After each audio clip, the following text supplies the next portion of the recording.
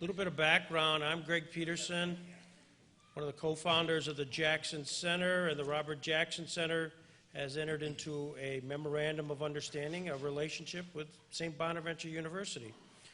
And as a result of that, and a result of the initiative of the president, Sister Margaret Carney, much has happened in a very short period of time, including concepts of programming here, and we've actually had over the past year interviews with Coach Schmidt and Coach Crowley. They came up here to introduce last year's basketball squad.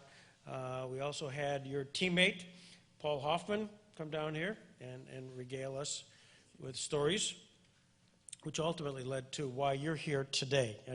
We'll talk about that in just a second. To my left here is Cameron Hurst. Cameron Hurst is a Jamestown High School graduate, or soon-to-be graduate. He is a rock star. He is, he told me to write that in. President of the JHS Acapella. He's co-vice president of the class of 2016, co-vice president of the Hours JHS Honor Society, head writer of the Rowdy Raider. It goes on, and he also works for the Jamestown Post-Journal. And it was Cameron who, working with our Post-Journal sports editor, Scott Kimberg, went out and dug up all of the information about Paul Hoffman. And he did that by reaching deep into a relationship his grandmother has with Coach Weise. And as a result, that led to information which was helpful to me. So that was so successful, Billy, that we went back to Cameron one more time as he's preparing to go to St. Bonaventure and to do stuff. And he not only dug deep with the coach, your coach, but he also dug even deeper with your former roommate, Bob Lanier. So he's been at places and levels of which most sports writers just dream about. But so he's going to be joining us for the interview as we get going. Before we get started, Seth Johnson, who is here, is the director of marketing. He basically runs the sports department at St. Bonaventure. There are some coaches and other athletic directors. A guy named Kenny. I don't know what his name. They're not here, so they're not. That's right. So Seth, if you want to say a few words, come on up.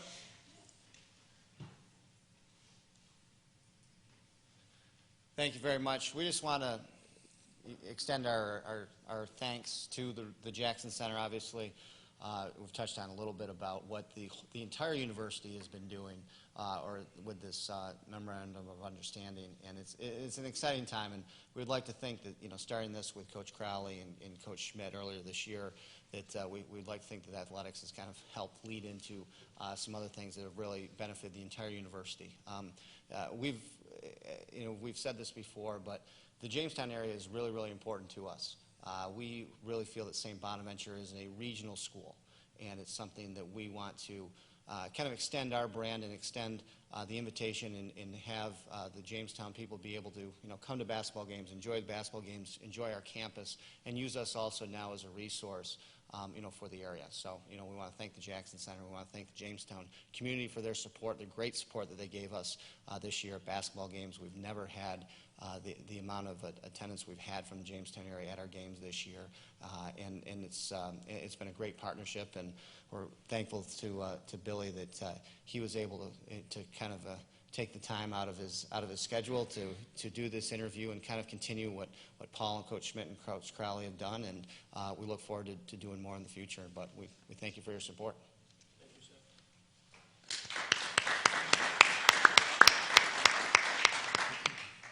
We're going to show an introductory video on Billy, just to get our head around life and times. I'm 65 years old.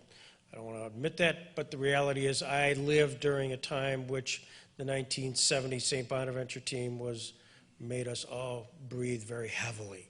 And so I lived it, and to have a chance to meet the Paul Hoffmans and the Billy Kalbaughs is, for me, a personal thrill. And you got to know how this all happened. We had the coaches Schmidt and Crowley here, and I was curious, is there anybody around of that team? And ultimately, they set forth Paul Hoffman. And Paul Hoffman came here. If you haven't seen Paul lately, he's got a beard, and you wouldn't necessarily see him as, you know, the athlete that you saw running up and down the court back in the early 70s. Nevertheless, he was very engaging, enlightening, etc.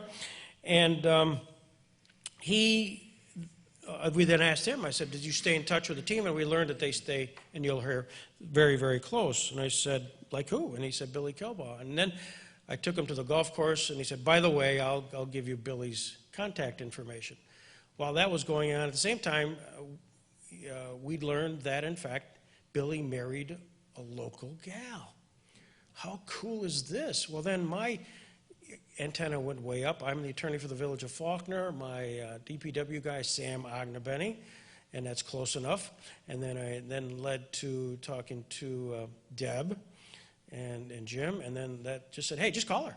And that led to a conversation, wondering, gee, if you'll ever come back up here, we'd love to have that. And sure enough, tomorrow you're going to an ordination in Erie, and so here we are today. But I just want to have this one story. We'll show the video, and then we'll start the interview. Paul Hoffman, in the course of the conversation, asked him, I said, well, tell me about this Billy Kalbaugh guy, since you brought him up. He goes, well, there's one particular story which is of keen interest to most of the crowd, and that was Billy and I were probably having dinner at St. Bonaventure, and all of a sudden you had an urge to come to Faulkner to see Sharon because they had been dating. And so Billy dutifully had the car, I suspect, and drove you up to Faulkner, or Jamestown, and went to the house, knocked on the door, and I guess you were greeted by Sharon's dad, and that's as far as it got. You never had the chance to actually connect, and so Paul allowed us how that, feeling sorry for you, that he at least took you to a local libation center here in Jamestown, and perhaps musing about what could have been that wasn't. So I'm not here to ask or even confirm all that, but that's Paul's story, and he's sticking with it. Go ahead. She was on a date. I interrupted her on a date. That's what happened. And what's the name of the place, Sharon? 4 O'Clock Club. Oh. And did Hoppy tell you that the guy, the owner, came with the flashlight in his face? No. No, he was ready to fight. Oh gosh, there's more to the story. So he didn't tell you the whole thing. No. We'll have a chance probably for you to fill in there. Turn on the lights here, and we're going to show a vignette of a movie that some of you, for St. Bonaventure fans, have seen. This is just a snippet of Unfinished Dreams.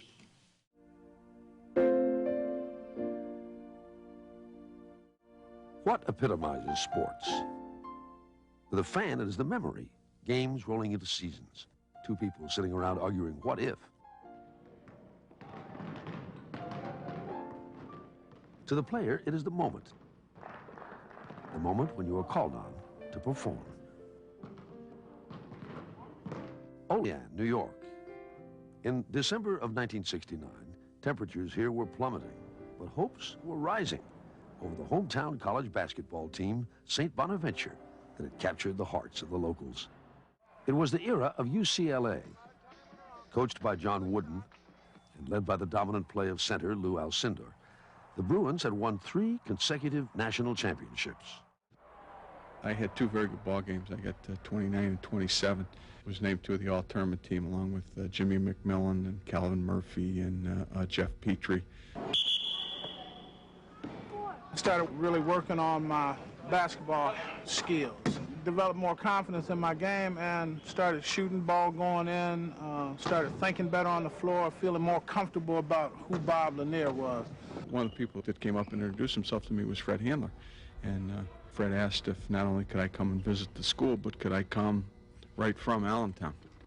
And while I was here, I had to go meet head coach Larry Weise, and when Larry brought me in, he said, we'd like you to come to St. Bonaventure. Would you sign a scholarship? And I said, right now.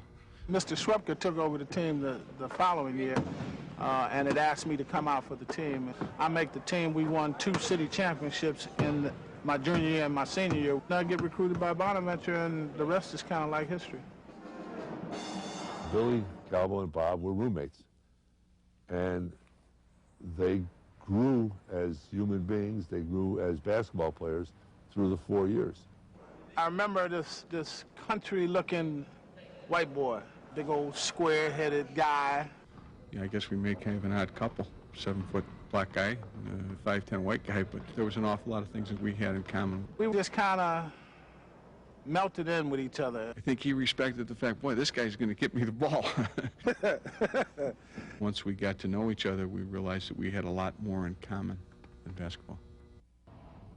I remember one time his father came down. Mr. Lanier was a great guy. Mrs. Lanier is my second mother. She's a sweetheart. Mr. Lanier gave Bob about $10 and happened to hand me $5. Well, as soon as Mr. Lanier left, Bob says, give me that $5 back. I said, I'm not giving that. He said, your dad gave that to me. He didn't give that to you. So, Billy liar. Oh, Billy. Quiet style of motivation and instruction blended perfectly with his team. Billy Kalbaugh was a magician with the ball. Sometimes we'd stand there and watch him go through his little routine between the legs and around the back and just go by people. He knew the game instinctively. He was a coach on the floor. Just a great floor general.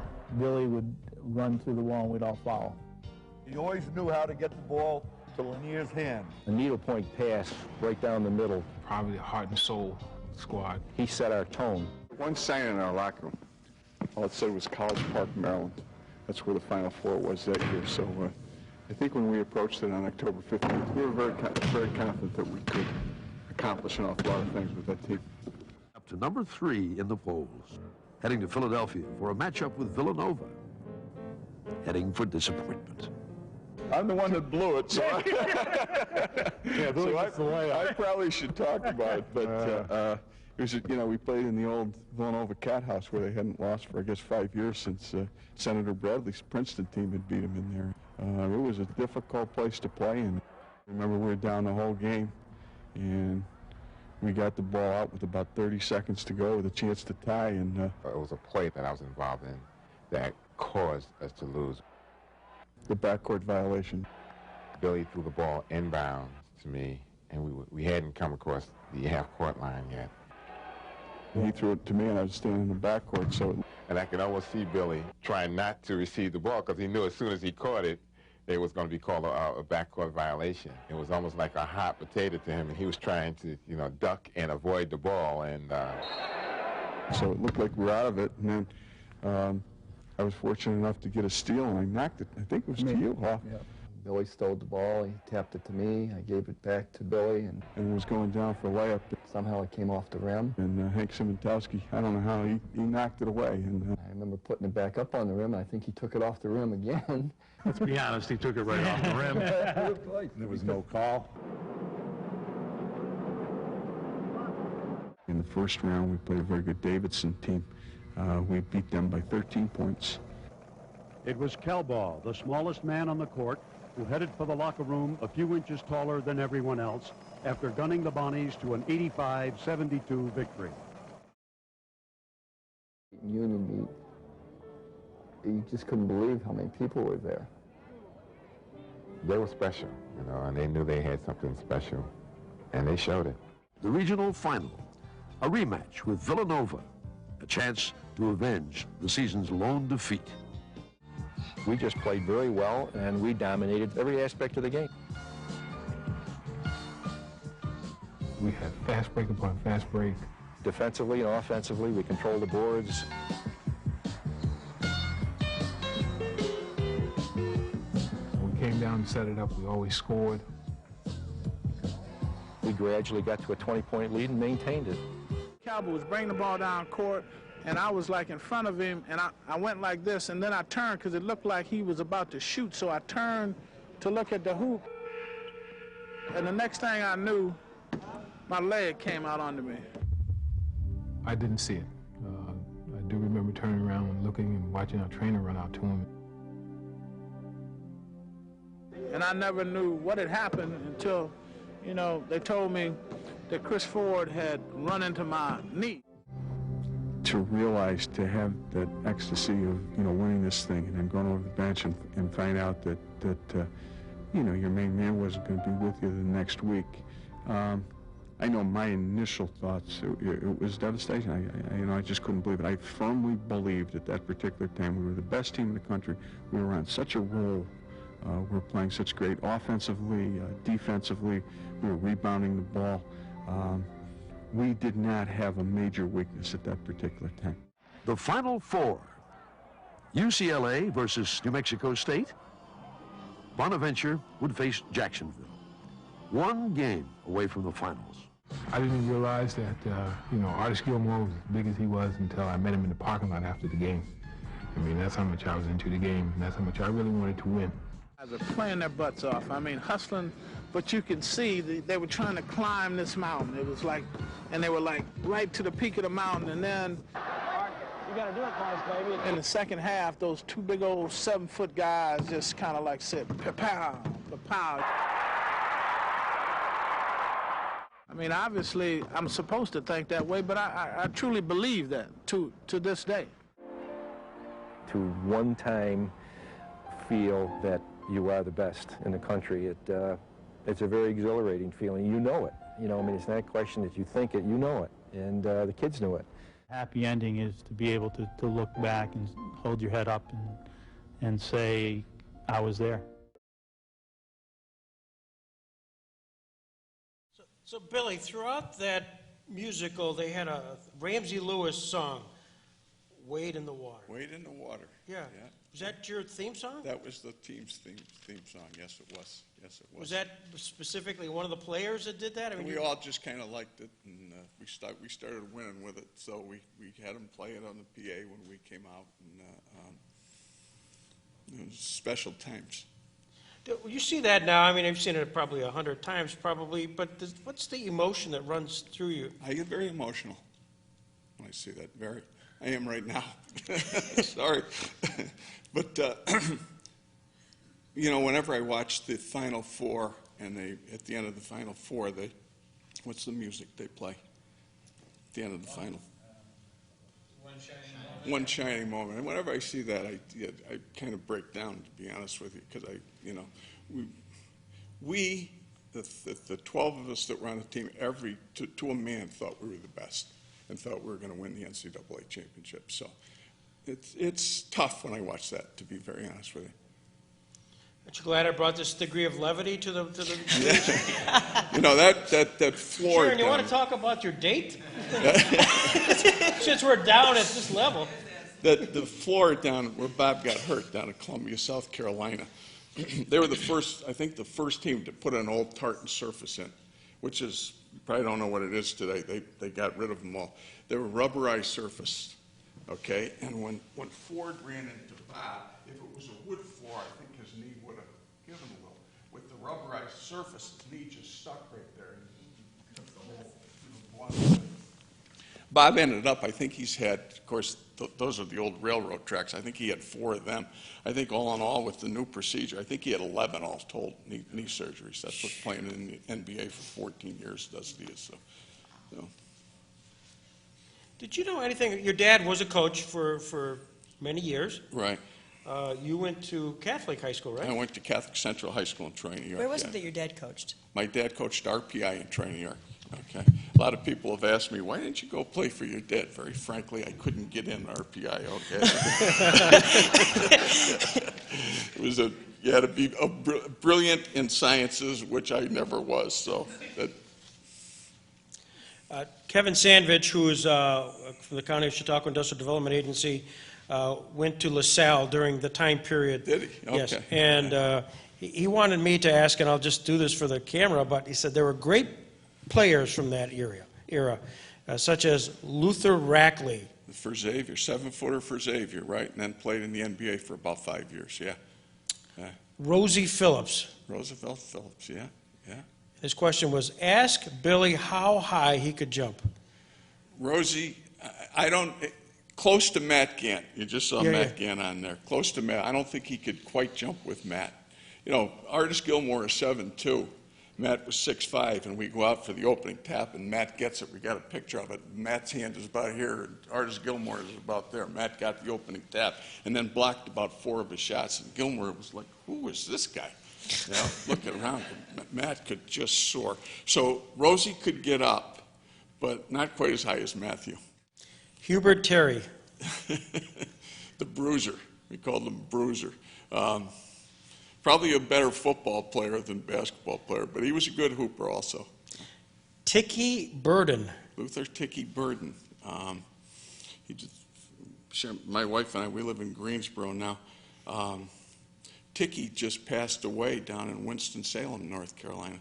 He was a little bit after me. Okay. Walt Tagg. Walter Tagg from Lansingburg High School, right, right. That's also in Troy, yeah.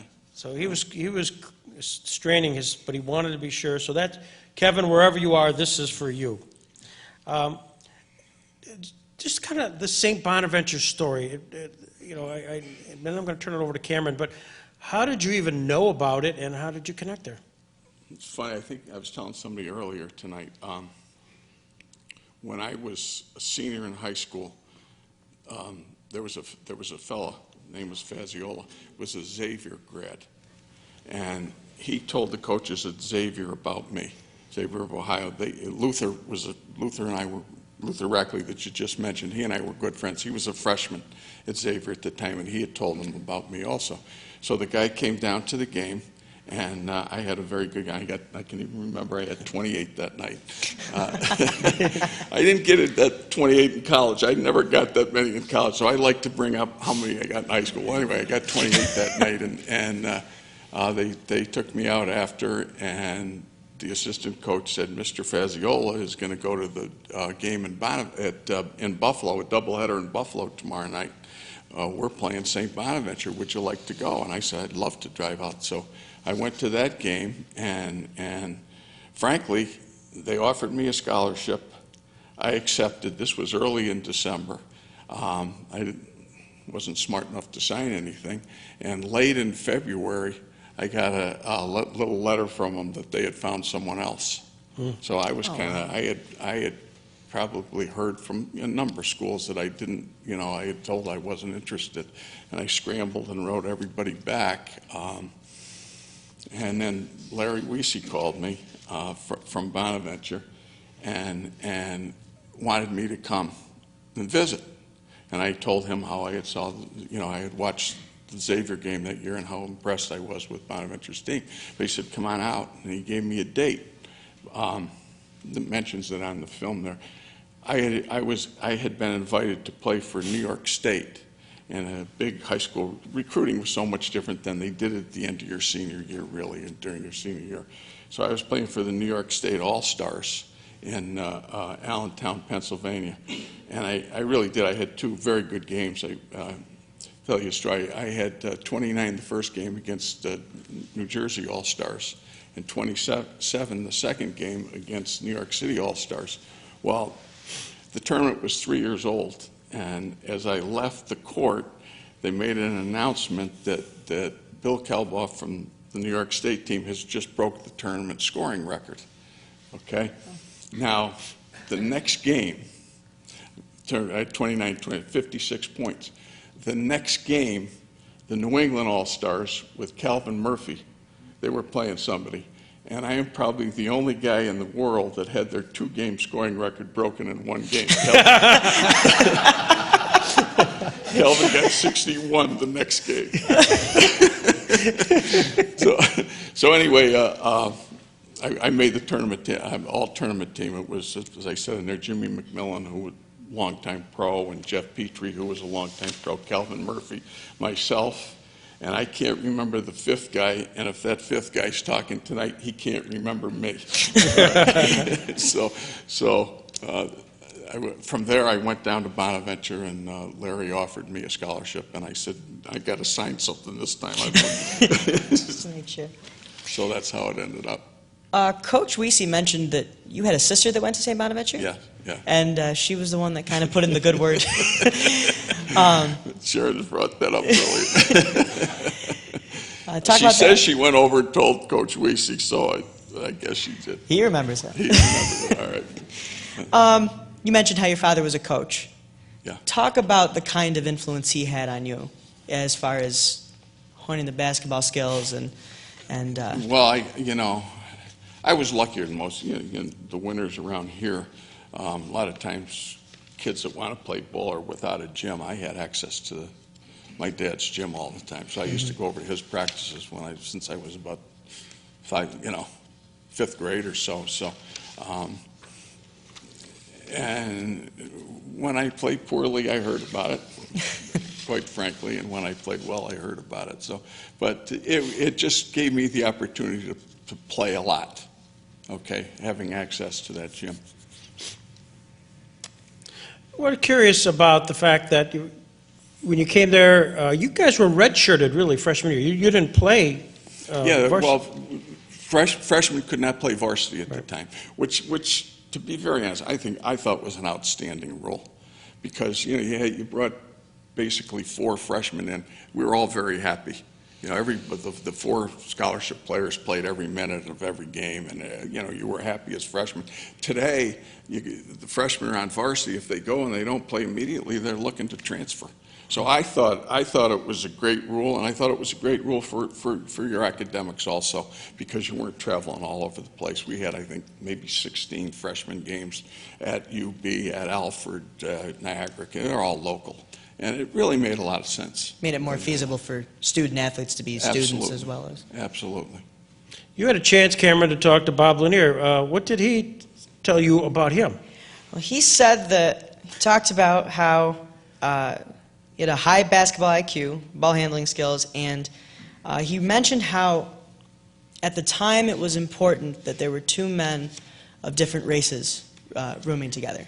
Talk a little bit about that. We didn't room together as freshmen, okay? But we were on the freshman team together. We started hanging around together, and then, they'd sign up for rooms, and we just said, let's room together. Which at the time, they really didn't like players rooming together, because if some of you guys remember Stith and Crawford, back to those days, I guess they roomed together and both got sick. And so that was very sick. That was one of the reasons that until then they didn't really want you to room with another player. But Bob and I were so close that we just wanted to do it. So. What was your first impression of him? Bob, first of all, he was a warm guy. Bob was a very good guy. My first impression as a player was a guy that was a very good shooter. Obviously, he was 6'10", 6'11", very good shooter. What people don't realize about Bob is in between our freshman and sophomore year, he was overweight as a freshman. Okay, he worked on his conditioning so much you couldn't do it today, but if you know Bonaventure, there's a field behind Riley Center that's about a mile around. Bob used to run around that in the summer. We were at summer school between freshman and sophomore year with this big rubber suit on. They'd never let you wear that today, okay, for health reasons. But and he got down to a very good playing weight. He probably went from 290 to 260, to be honest with you, and really worked at his game, really worked at his post-up moves, started moving better and everything. It just came, okay? It just came for him. But he worked hard at it. He worked very hard at his game. Well, St. Bonaventure, this is again 69, 68, 69, 70. A lot of stuff going on, race relations throughout the country. Did you get any sense of that at all on the campus at that time?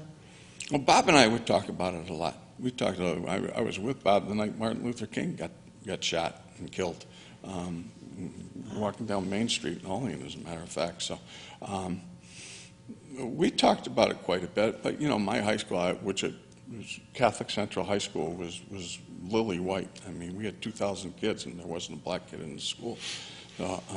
And Bob went to Bennett and Buffalo, which was predominantly black. But our relationship really wasn't based on that. We just hit it off. We just hit it off. It wasn't something that we said a black guy's got a room with a white guy. Right? We just hit it off. Did you ever pay back that? Ever pay that $5? Absolutely not. No.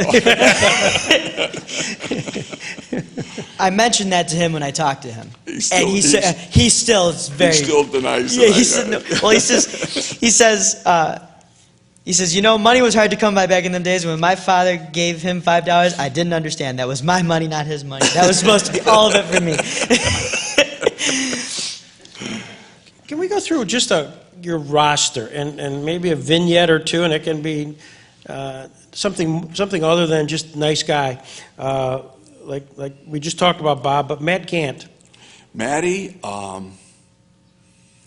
was in Sharon's class, as a matter of fact. Athletically, Matty, I mean, he soared. He soared. He could run like a deer. He'd jump. Kind of of our team, he was kind of the quiet guy. He didn't talk a whole lot, but a good guy. Lives in Syracuse now, and he's doing pretty well from what I understand. Bubba Gary is a gem. Bub and I are very close too. Bub's worked for, I don't know, probably 30 years as an admissions counselor at Cornell. Okay, after his playing days were over. And I saw Roger McTavish here. Roger, he was offered a chance to ref in the NBA too, by the way. He was a very good ref also after his playing days were over. But Bub's son was a great wide receiver for the University of Maryland. I'm going back about 10, 12 years. And at the time, Maryland was in the ACC, so they used to come down with the 4 Carolina teams in the ACC. They'd play 2 of them at home and 2 of them on the road. So whenever they played Wake or Carolina or Duke or UNC down in North Carolina, I'd get a call from Bubs, and he'd come down with his bride and stay with us for about 3 days, and then we'd feed him and everything. Bubs is a great guy. We talked about Hoffy already. Well, not necessarily. I talked about Hoffman, and you talked about how he... Hoffy's got the big beard now, retired from teaching in Belmont, from what I understand. Hoffy, man, what a good player he was. He was a hard-nosed, he was great defensively. He was kind of a John Havlicek type in that he was listed as a guard, but he was a great rebounder, and he was a fun guy to be around. He was a lot of our jokes. I used to tease him all the time. We had a sociology professor by the name of Father Tim Quinn. You wouldn't remember, but if you needed an A, you took Father Tim Quinn. And I don't know. I used to kid Hoffy all the time. I don't know how you do it, but he majored in Tim Quinn.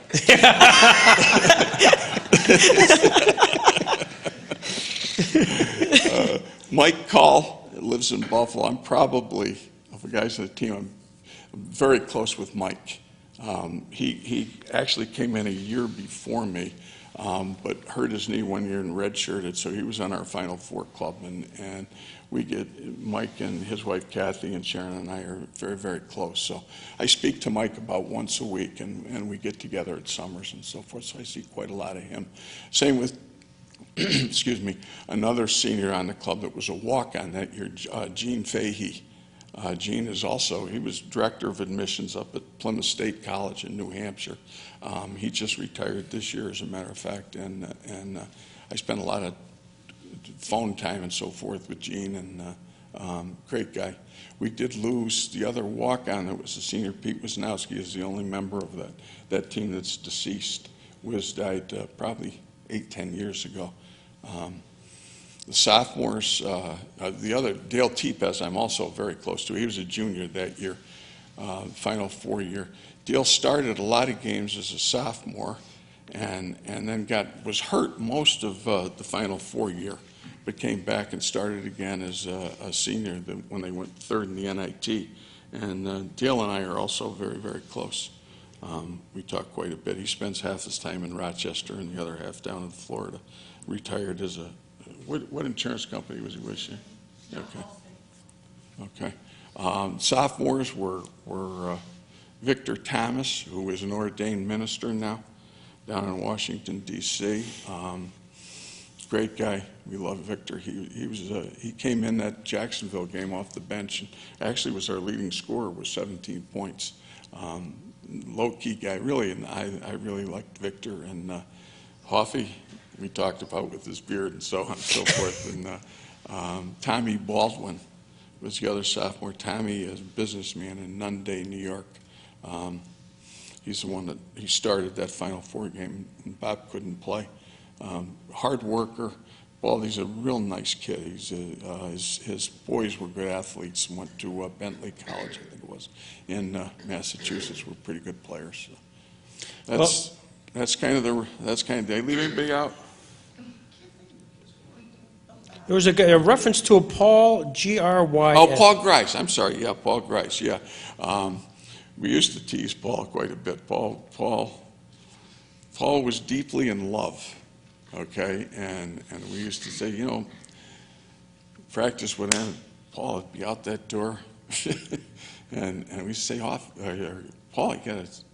Paul Grice says, you got to stay around and shoot. No, I got to go find Miggs. So that's what happened to him. He could have been a real good player for us, I think, but other things got in the way, I guess. Women, yes, women. Yeah, we all could have, right, guys? We could have been great athletes. Coach Weise, what was he like? Larry was the type. He really he was low key. Okay, so when he got on you, you deserved it. And he went after Bob one time.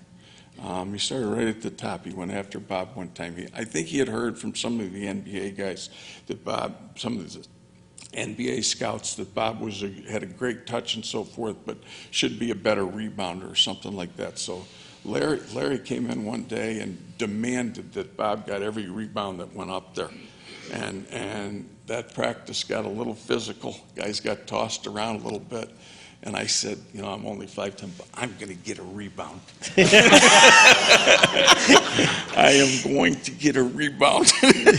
And I did get one. He didn't chase me around or anything, but I did get a rebound. But that was Larry. He started at the top. He got on Bob that one day. When he got on you, it was generally for a reason. I never remember him telling anybody, you're shooting too much or anything like that. I always kid Larry, though. Whenever he'd call a timeout, he'd come around, Larry'd call a timeout, and he'd kind of look smart, he'd say, get the ball to Bob. I heard that every timeout. I heard the same thing, get the ball to Bob. So. In-game demeanor, very low-key, too?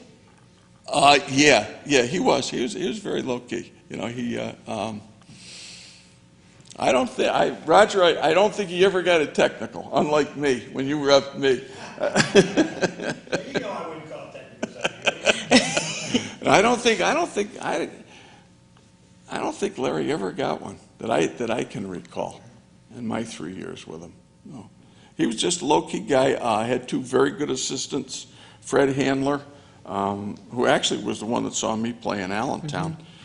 Fred Handler and Bob Sassone, who I was an assistant with at Bonaventure, and Sass and I just had great times. Sass, we toured Yugoslavia in 1977, I think, or 78. We went over there, and Sass was my roommate, and there's no one in the world that can snore with Bob Sassone. Now you spent time. We kind of mentioned that as an assistant coach under Jimmy Sadlin. Under Jim Sadlin. Yep. Yeah, it was also a 2-year teammate of mine, and I talked to Jim quite a bit. Talk about that time, because I know there were some NIT runs. Yeah, we won the NIT in 1977. You look at the NCAA tournament today, and we're just talking outside about the 2 play-in games in Dayton. You got 2 play-in games to get the field to 64. When I was a player, there was 25 teams in the NCAA. That's all there were.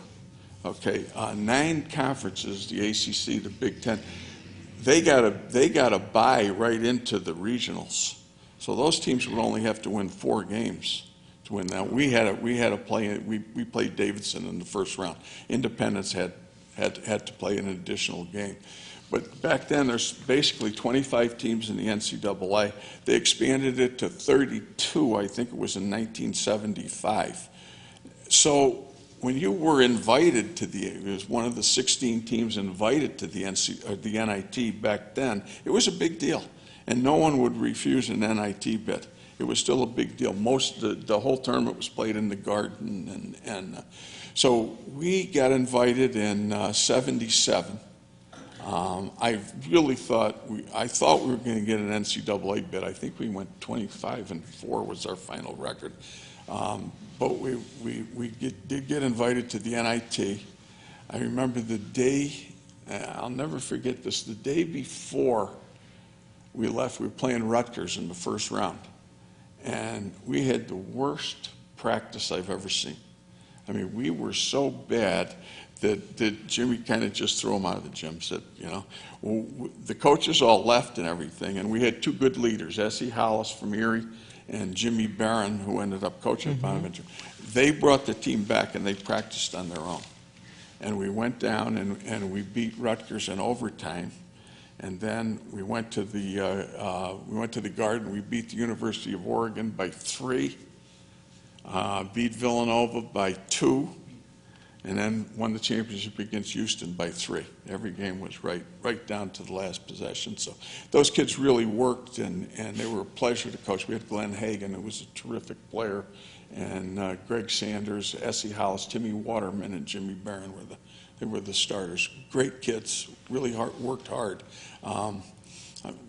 Really should have gotten an NCAA bid that year, like this year. Bonaventure should have gotten one. Exactly. Let's flash back to that 1970 season. You actually went through the season with only 1 loss. We lost down at Villanova. You saw us. That was done in '95, 25 years after that Final Four year, and I stole the ball, and I was going down, and I cried that it was a goaltending. It wasn't a goaltending. He blocked it. All right. When you played on the road back then, okay, it was a little different because now they all have league officials. So when Bonaventure goes to play St. Joe's in Philadelphia, the 3 officials are liable to be at Bonaventure the next week. They don't favor anybody. Back in those days, sorry, Roger, I got to say this. Back in those days, when teams played at Bonaventure, they had Roger, or they had guys from Buffalo, or guys from Rochester. You generally got a pretty good whistle. Okay, so and it was the same when you went on the road. You went down to play at Villanova. You had to beat them. So that final shot that I didn't like, that had to go through the basket. There was going to be no goaltending call. Okay, and Hoffey, after mine got knocked away, Hoffey got the rebound, went up, and I thought he got hammered, but they're not going to call that foul in those days. Today they would. In those days they wouldn't. So. And so then you run your way right up to, now you're in the NCAA, 1970. NCAA, and we got a chance to get back at Villanova too, and that's the game Bob got hurt, unfortunately, but we killed them. Yeah. We just killed them. So. And you'd beat Davidson to get there. We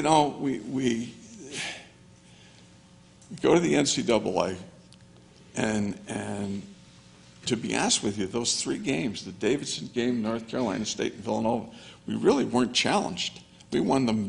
Davidson was a little tough, but the other games we won very, very easily. And then when Bob got hurt, we go to play Jacksonville, and Jacksonville had beaten Iowa, I think, in double overtime, and beaten Kentucky. They had struggled. They won, but their games were very close, where we just blew teams away in the NCAA.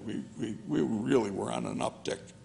And bless his soul, Coach Wooden, in his one book, said of his 10 or 11 championships, whatever it was, the only one he wasn't sure was 1970.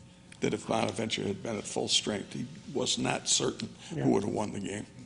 So I can't tell him now, the man's deceased, but I've played the game 1,000 times and we won every time. Oh, man. What was the mood on campus? The students were great. They're part of it. Yeah. The students were part of it. It was, it was kind of a family thing. They were really part of it. Followed us all over. Did some damage to some hotels following us, and My wife got a little letter one time from one of the hotels.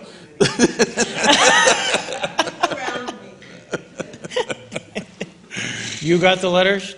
Is that right? Unfortunately. She and 6 of her friends went, and she was the one, she got the room in her name. Ah. Oh, no.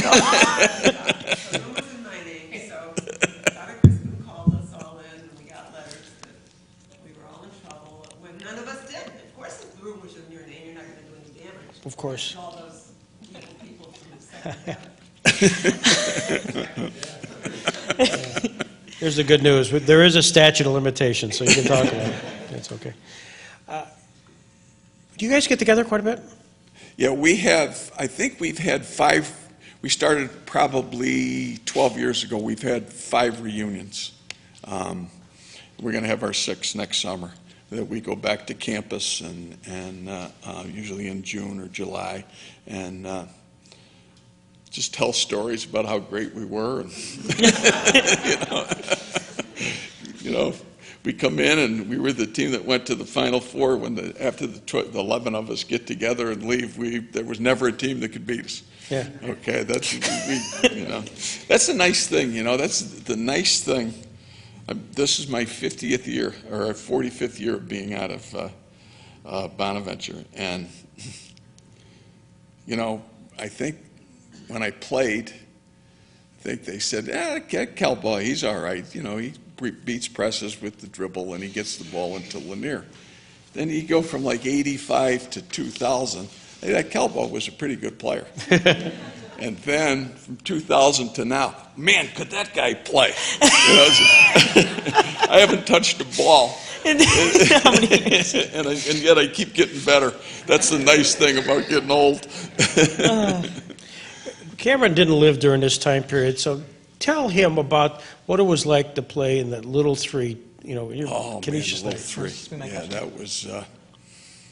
It was really special. Talk about students being part of the games. There was a fight with the students every time we played Niagara and Canisius. There was guys getting thrown out of the gym, and, you know. But it was. I tell you, Niagara. My senior year, when Calvin was a senior, the little 3 had 2 of the 5 best players in the country. Two consensus All-Americans with Lanier and Murphy, in our own little 3 here, Niagara and Canisius and Bonaventure. Niagara was always good. It was good ball. It really was good ball. And both teams liked to run and push it, and the games were good. I do remember they gave us a very good game down at Bonaventure our senior year, and the second game we're playing, the last game of the year, we're playing Niagara in the Odd. We sold out the old Odd, and I can remember Van Miller, especially the sportscaster for one of the channels up there, saying Bonaventure had won 12 in a row against Niagara. And Van was saying, I think the streak is going to end. Niagara's playing on such an uptick, and we ended up winning the game 104 to 69. 104 to 69. And I remember Van coming in our locker room to interview guys after the game, and I told him, I said, if you ever bet a horse, don't tell me who you like. Probably the one time he was wrong. So yeah, that was the last regular season game. In fact, they announced the NCAA pairings that day, and Niagara got in and beat Penn in the first round. Penn was very, very good. So they came down to the Final Four and was in Columbia, South Carolina with us, and it was really nice at the time. All their people rooted for us, and all our people rooted for them. Now, that was Niagara. It wouldn't have been that way if it was Canisius. Canisius at the time, the games were not real good basketball. They were very physical, a lot of fouls. Our student bodies didn't get along at all. That was a war. Those Canisius games were war. And I got to say, they weren't. Canisius wasn't as good as us. They weren't as good as Niagara. But, man, they really played us tough. They did. They played us tough and played us hard. They weren't good games to look at because they were so physical. And Bob McKinnon, I think, was an excellent coach. But I think his philosophy was these guys get no layups. Man, you go in for a layup and you get killed. You know, they send you to the line for 2 shots. They did not let you get any layups. So the Canisius games were a little different. They they're just different. Let me leave it at that. Well, that explains everything. My partner, Marty Idzik, I saw him as I was walking out today, and I said, hey, remember, Billy Kalbaugh. Billy Kalbaugh, tonight, 5:30, Jackson Center, be there. And Marty goes, no way. No way. I go, what? What is this? You know, and he was Catholic, and I forget, is this sort of a Franciscan thing? What is this? He goes, no, Greg, you don't get it. I'm from Canisius. There's no way. That's the way it was. Tell him I said hello. I'll have you sign an autograph for him. You can also tell him that we were 6-0 against Canisius. Well, it's ironic because Jim Barron's just retiring from Canisius after being there for a while. I know. Which, I can't think of there was another Bonaventure guy. Didn't play, Roger, that was the coach at Canisius. Before Jimmy, about two or three before Jimmy. I can't think of his name. What is it? Yeah, that's it. Yeah, he coached. So 2 Bonaventure guys have coached up there. But Bob McKinnon, their head coach when I was a player, was an excellent coach. He was really good. He didn't get the talent that the other that Niagara or Bonnie's got, but he was a very good basketball coach. Talk about your scholastic career at St. Bonaventure. As you look back at that 4 years, what'd you major in? I don't want to talk about that. Other than traveling to go up and see Sharon, sometimes in vain, you know. I was a history major. History major? I was a history major, okay. I was... you were making history. I was a fair student at best, let me put it that way, okay. And I couldn't get in an RPI, I admit it. Well, first of all, with the team, I just pray they can do it again. Okay, that's my big prayer. I want everybody to say that the 70 team was the second best team at Bonaventure. I wanted one of these teams coming up to beat us, to be better than we were. I really hope they can do that. And by the way, I love the guard Adams. I think he's terrific. And you know, I used to kid Glenn Hagan about who was the best point guard at St. Bonaventure. Glenn and I used to have a running battle. But man, this kid he's the real deal. He is the real deal. But my 4 years there were tremendous years. I'm so glad that Bonaventure really was the only school that ever gave me a scholarship. That was perfect. I didn't have really a choice to make. Okay, I was supposed to visit 3 schools after that, but when Larry offered me the scholarship, I just liked it enough, and that I'm very, very glad that I signed with Bonaventure and went there, and you know, it worked out for me. Basketball-wise, it really worked out. Academically, it did work out, even though, as I said, I was a fair to Midland student. It did work out. I got my degree. I've had very good jobs, so I owe Bonaventure the world, and I love Sister Margaret. I just love Sister Margaret, and I know she put this all together, and I pray for her a lot. So, well, talk about what life has been like after you graduated from St. Bonaventure. Give us sort of a Reader's Digest. My last 17 years, I just retired last December. I was running the, Jim Sattelin and I, okay, we're really the only 2 people for a long time working for the Coaches versus Cancer program, okay, for the American Cancer Society. Initially, I was National Field Director, which is a job I absolutely love. I get to go to see all these coaches. I was at the University of New Mexico and all over the country. I went all over the country to get these coaches to do fundraisers for the American Cancer Society, and most of them did a great job for me. And I absolutely love that job because I love going to see what everybody, not only to get them involved with the Cancer Society, but just to see their facilities and their weight room. And it was a thrill for me to do this. So they restructured the job a little bit, so I got to be director of the Coaches versus Cancer program and what the American Cancer Society called the South Atlantic Division. So I had guys like Roy Williams and Mike Krzyzewski and those guys doing fundraisers for the Cancer Society down in North Carolina, and I traveled to South Carolina and Georgia and all the places down there. Before that, I was basically a coach. Okay, I was an assistant at UConn my first year out of Bonaventure. And UConn then was nothing like it. We were in the old Yankee Conference with the 6 New England state schools. Just nothing like it is today in national power. It was really, we were suffering at the time. I think we won 11-14. Not a whole lot of teams in New England we could beat, to be honest with you.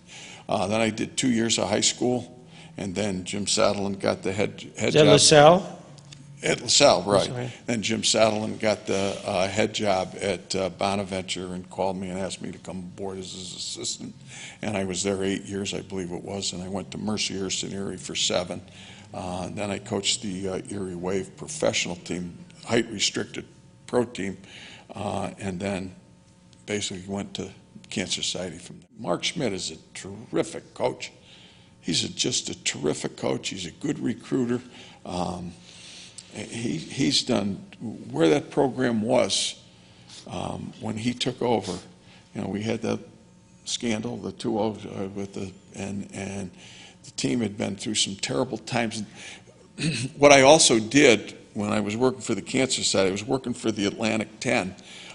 Whenever Charlotte was, University of North Carolina, Charlotte was in the league at the time, and whenever the A-10 had a game, I would go in to evaluate the officials, okay? And so every home game at Charlotte, and the last, Bonaventure came in, the last game of the year.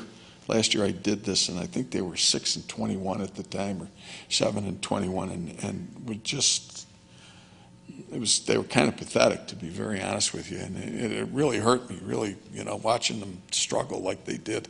And then Mark got the job, and man, he's just done, wow, he's done a terrific job. I hope we can hold on to him, I really do, because he's a fabulous coach and a good guy. As you know, he's a real good guy. So I'm expecting, I think our expectations as alumni now are different than they were 10 years ago. I mean, his clubs, and we got a chance to go to a tournament every year with him coaching. So you evaluated refs. So if you had to evaluate Roger McTavish, how would you do that? Roger was good. Roger hustled. You never had to worry about him getting baseline to baseline. He hustled. He had a good view of it, and I loved to holler at him, and he hollered back at me, so we had a good relationship. I got a couple of observations.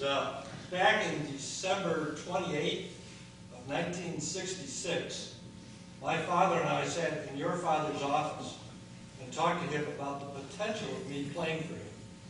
And I think you were in the gym that day, but I'm not sure about that. Really? Yeah. Yeah. Uh-huh. And I was at that game that you talked about with Niagara and Penn. Yeah. I tried to tell everybody that would listen to me that Niagara was going to beat them.